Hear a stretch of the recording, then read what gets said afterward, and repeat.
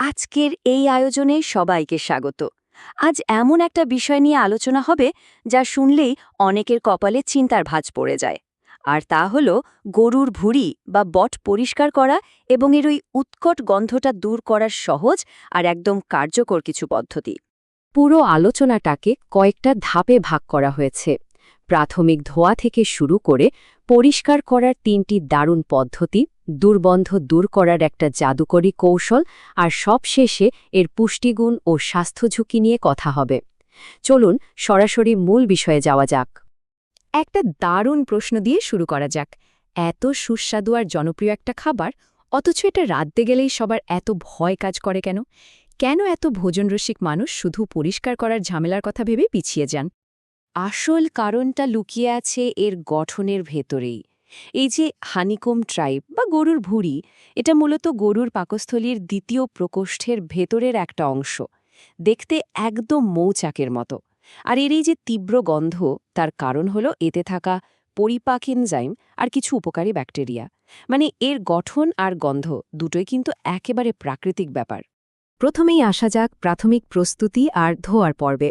যে কোনো রান্নার আগেই বেসিক পরিচ্ছন্নতা বজায় রাখাটা খুব জরুরি, কারণ এটাই আসলে পুরো প্রক্রিয়ার মূল ভিত্তি।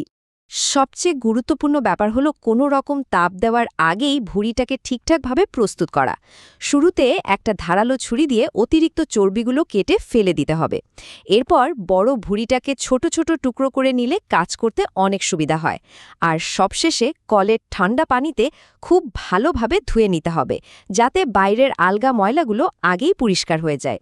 এই পর্যায়ে একটা অত্যন্ত জরুরি খাদ্য নিরাপত্তার সতর্কতা মনে রাখা দরকার। বিশ্ব স্বাস্থ্য সংস্থার মতে কাঁচা ভুঁড়ি বা যে কোনো প্রাণীজ অঙ্গে ক্ষতিকর জীবাণু থাকতে পারে, তাই ক্রস কন্টামিনেশন এড়াতে অবশ্যই বিশুদ্ধ পানি ব্যবহার করতে হবে।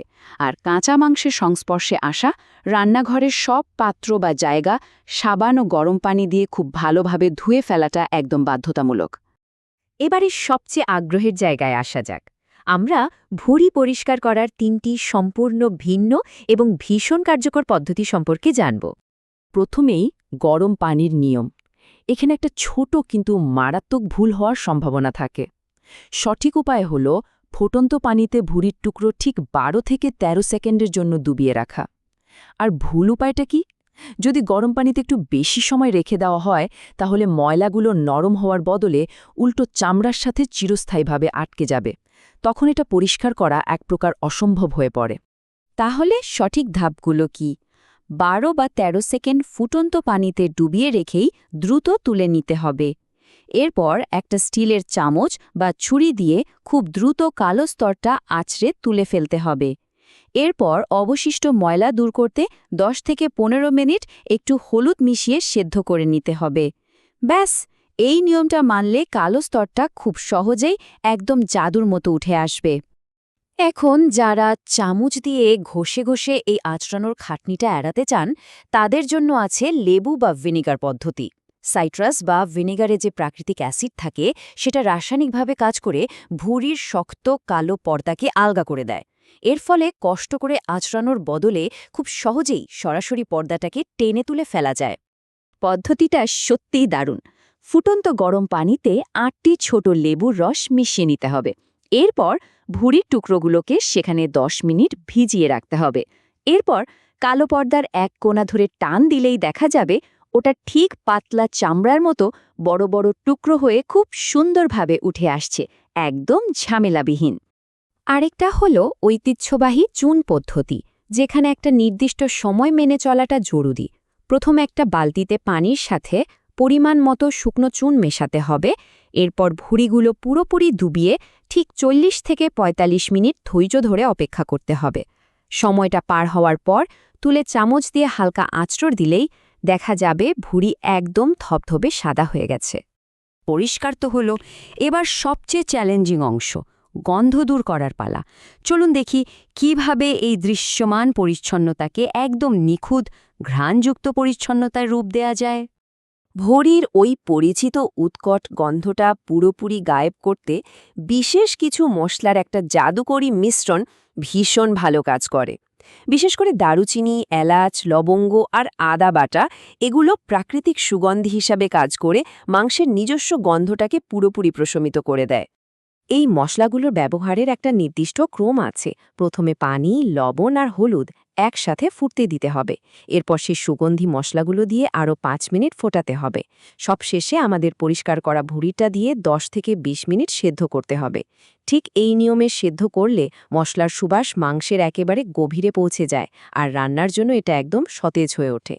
গন্ধ দূর করার আরেকটা দারুণ বিকল্প কৌশল বা হ্যাকও কিন্তু আছে।